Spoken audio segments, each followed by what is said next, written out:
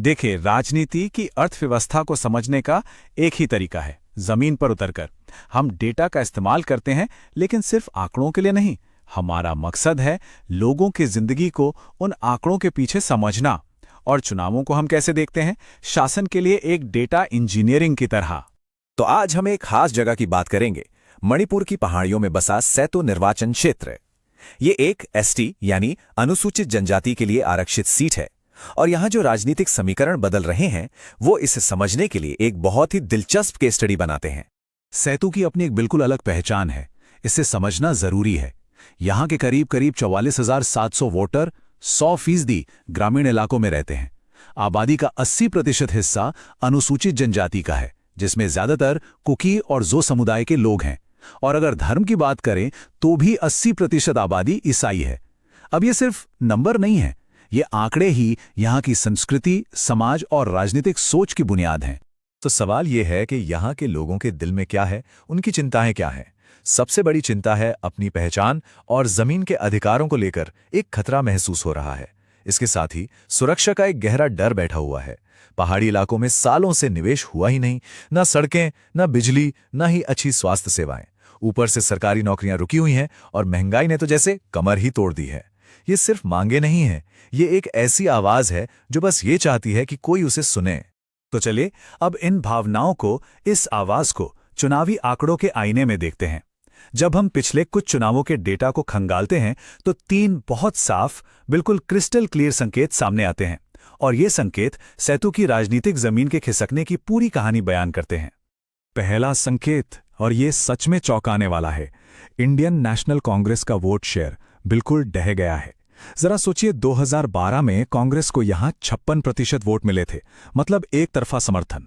और ठीक 10 साल बाद 2022 में ये आंकड़ा गिरकर सिर्फ 18% पर आ गया। ये कोई मामूली गिरावट नहीं है, ये एक राजनीतिक भूचाल है। ये साफ बताता है कि जो पारंपरिक वफादारी थी उसकी नींव ही हिल चुकी है।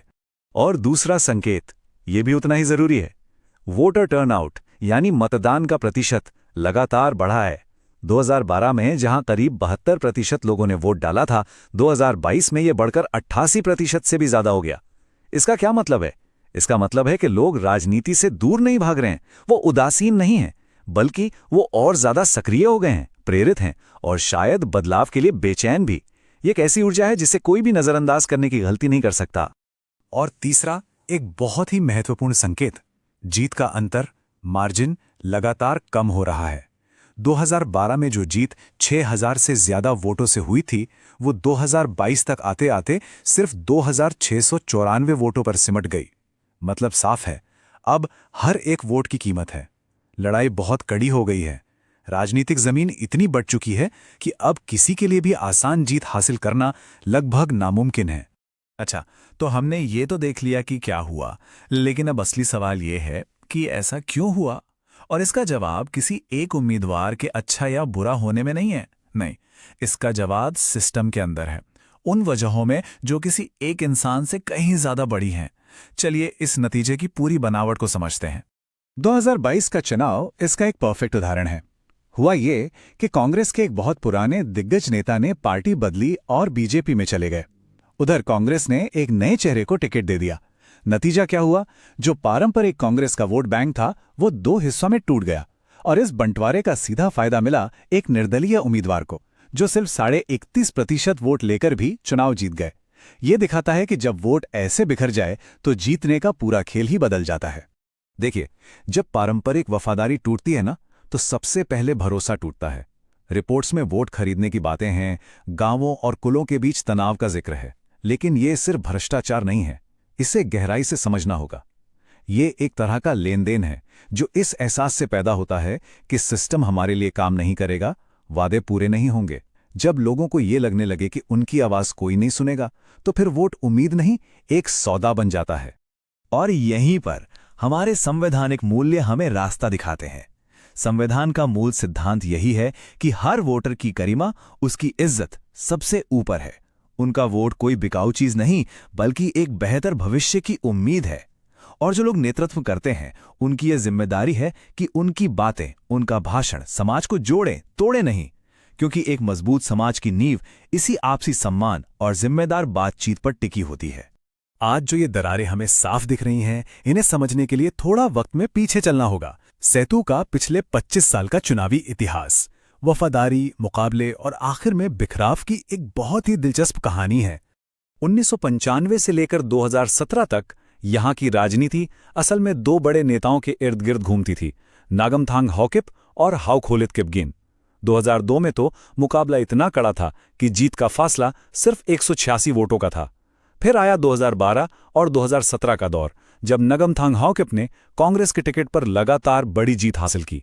उस वक्त लगा कि कांग्रेस की पकड़ बहुत मजबूत हो गई है, लेकिन 2022 में जब हॉकिप बीजेपी में चले गए तो सारा समीकरण ही बिखर गया और नतीजा, किपगेन एक निर्दलीय उम्मीदवार के तौर पर जीत गए।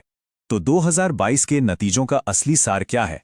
इसका सीधा सा मतलब है कि वफादारी का जो पुराना पैटर्न था वो टूट चुका है।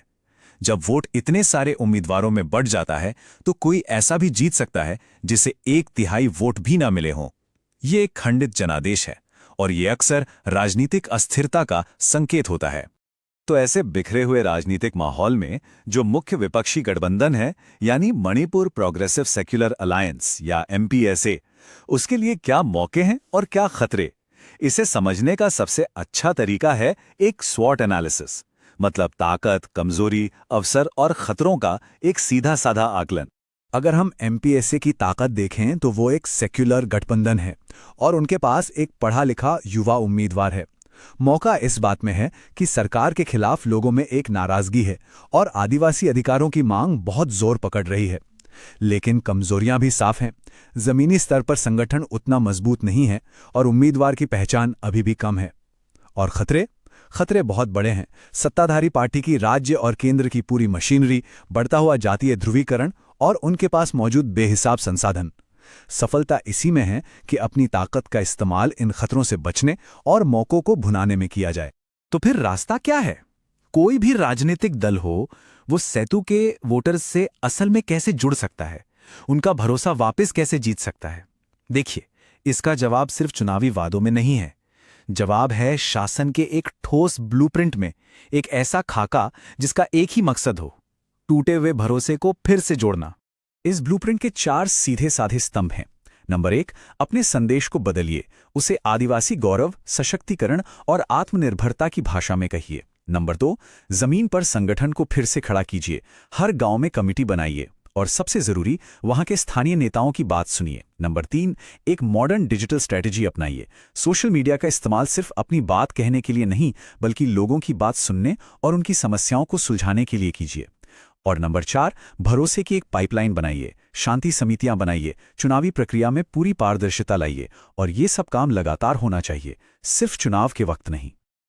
और जब हम डिजिटल स्ट्रैटेजी की बात करते हैं तो एक बात बिल्कुल साफ होनी चाहिए। लोगों का डेटा, उनकी जानकारी एक पवित्र अमानत है। उनकी निजी जानकारी और उनकी चिंताओं को हमेशा उनकी सहमति और पूरे सम्मान के साथ ही इस्तेमाल करना चाहिए। और इसका मकसद सिर्फ एक हो सकता है, बेहतर शासन देना। भारत का कानूनी ढांचा भी यही कहता है। ये एक नैतिक जिम्मेदारी है जो किसी भी राजनीतिक प्रक्रिया से अलग नहीं हो सकती। तो सेतु की इस पूरी कहानी से, इस पूरे विश्लेषण से हम क्या बड़ा सबक सीख सकते हैं? क्योंकि ये सिर्फ एक विधानसभा सीट की कहानी नहीं है, ये असल में पूरे भारत के आदिवासी इलाकों की चुनौतियों का एक आईना है। यहाँ का जो मूल मुद्दा है, जो जड़ है समस्या की, वो ये है कि हमारा सिस्टम स्थानीय स्वशासन का जो संवैधानिक वादा है उसे पूरा करने में नाकाम रहा है। लोग जो स्वायत्ता मांग रहे हैं, जो ऑटोनॉमस डिस्ट्रिक्ट काउंसिल यानी ADC के चुनावों में देरी पर अपना गुस्सा जाहिर कर रहे हैं, वो असल में आत्मनिर्णय की एक पुकार है। ये उस सिस्टम के खिलाफ एक आवाज है जो उन्हें बहुत दूर और अपनी जिम्मेदारियों से भागा हुआ महसूस होता है। इसीलिए सिर्फ राजनीतिक रणनीति से काम नहीं चलेगा। रणनीति और नीति के बीच एक पुल बनाना होगा। वादों को सबूत में बदलना होगा। कैसे? ऑटोनॉमस डिस्ट्रिक्ट काउंसिल के चुनाव फौरन कराइए। स्थानीय संस्थाओं को सिर्फ नाम की नहीं, असली ताकत और फंड दीजिए। पहाड़ी इलाकों के लिए एक स्पेशल इकोनॉमिक पैकेज बनाइए और सुरक्षा को लेकर जो भरोसे में कमी आई है उसे पूरी पारदर्शिता के साथ खत्म कीजिए। ये वो काम है जो ये साबित करेंगे कि मकसद सिर्फ वोट लेना नहीं, बल्कि लोगों का भला करना है। तो आखिर में सेतु हमारे सामने 2 रास्ते रखता है। एक रास्ता है चेतावनी का, ये कि अगर राजनीतिक सिस्टम लोगों की असली शिकायतों को दूर नहीं करेगा तो उसका नतीजा सिर्फ बिखराव, ध्रुवीकरण और अस्थिरता ही होगा। और दूसरा रास्ता एक विजन का है, एक नई सोच का, ये कि एक नई तरह की राजनीति मुमकिन है, जो डेटा पर तो चले लेकिन जिसके केंद्र में हमेशा इंसान हो, जो जमीन से, एकदम ग्रास रूट से भरोसे को फिर से बनाए। फैसला हमें ही करना है। अगर आप एक जन केंद्रित नेता बनना चाहते हैं और अपने निर्वाचन क्षेत्र का उत्थान करना चाहते हैं तो blueprintstrategies.ai से mgr@blueprintstrategies.ai पर संपर्क करें या 08042041602 पर कॉल करें। राजनीति से परे एक उद्देश्य से।